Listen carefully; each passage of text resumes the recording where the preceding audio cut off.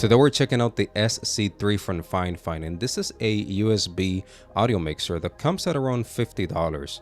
In this video, I'm going to briefly go over all of its features so that you can determine if it's worth picking up.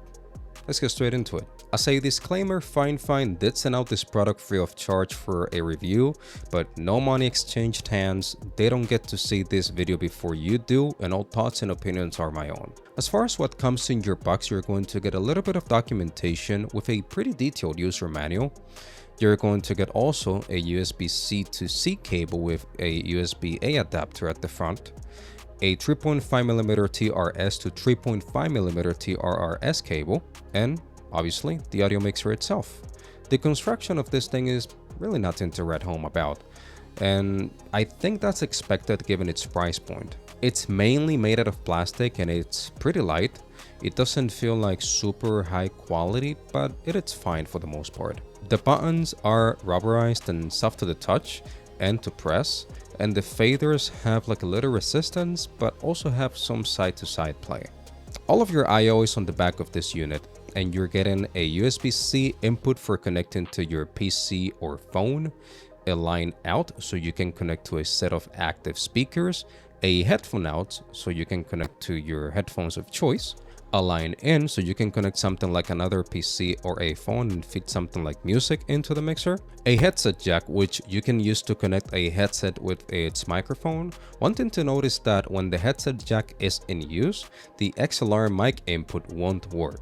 Then you have a switch to change between a condenser and dynamic microphone. This is like different gain settings depending on the type of microphone that you're using, but Fifine doesn't advertise the gain level for each of the settings. And lastly, you have your XLR combo input. On the front of the unit, you're getting a button to turn on 48 volts phantom power, another one labeled as electric, that's pretty much auto-tune. Then you had 4 custom buttons that you can use to record your own effects using computer playback or your microphone. I noticed that when you record to this one, you get a lower quality output from what's recorded, so it's likely recording at a much lower sample rate. This is a quick recording testing the custom soundpad A. This is a quick recording testing the custom soundpad A. Then on the top right side, you have a button to switch between the different RGB modes and colors, and a button to change your voice to different tones. Now I'm going to try the voice change feature. This is the male voice. This is the female voice. This is the robot voice. This is the monster voice. This is the baby voice. And this is the elder voice. Press and hold and it deactivates. Then at the very bottom, you have mute buttons for the microphone, the line in and out, and a mic monitor button to turn live monitoring on or off. Then right on the top of each of those, you have the different faders for all of the I/O. As far as the sound quality is concerned, I would say it's pretty much solid. I am not using a particularly gain-hungry microphone, but as you can hear, I've been recording using the Fifine AM8 going into the mixer for the entirety of this video, and I was able to get more than comfortable listening levels, peaking at around -12 dB at almost the middle in the microphone fader. Now let's start wrapping this up, and let's begin with the pros. First one, you get 50 dB of gain on this unit. I also really like the fact that you have a mute button for your microphone in this unit, which is not something that you would typically see in most budget interfaces. And that's a little feature that I really value because I have a lot of online meetings on my day job. Now, when it comes to the headphone output, I tested it using my HiFiMan's HE400SC headphones, which are plain iron magnetic headphones and are considered hard to drive.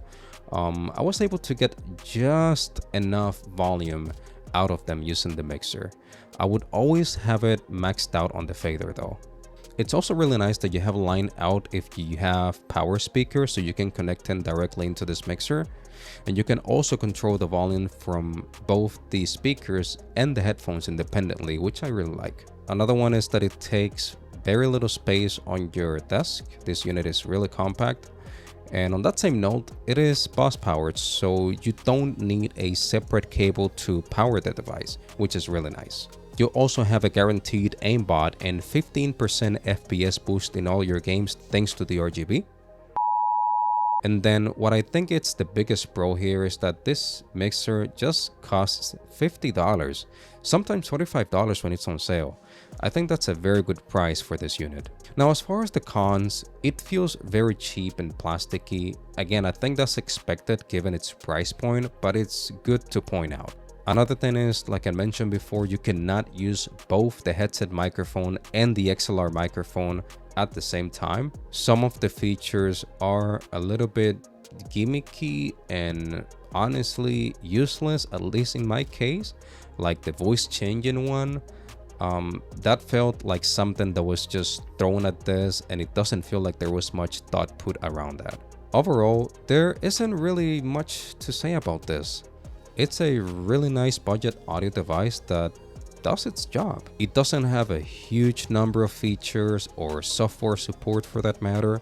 But again, this thing is $50, and for that, you get a very nice set of features in a pretty compact package that honestly doesn't look bad. And that's it for me today, really. I hope this video was helpful. I'm going to have this mixer linked down below if you'd like to pick it up. Let me know in the comments, what do you think about this mixer? And let me know as well if you have any questions. Also, if you'd like to see a review of the microphone I used in this video, you can find it right here. Give it a thumbs up if you liked it, and I'll catch you guys in the next one.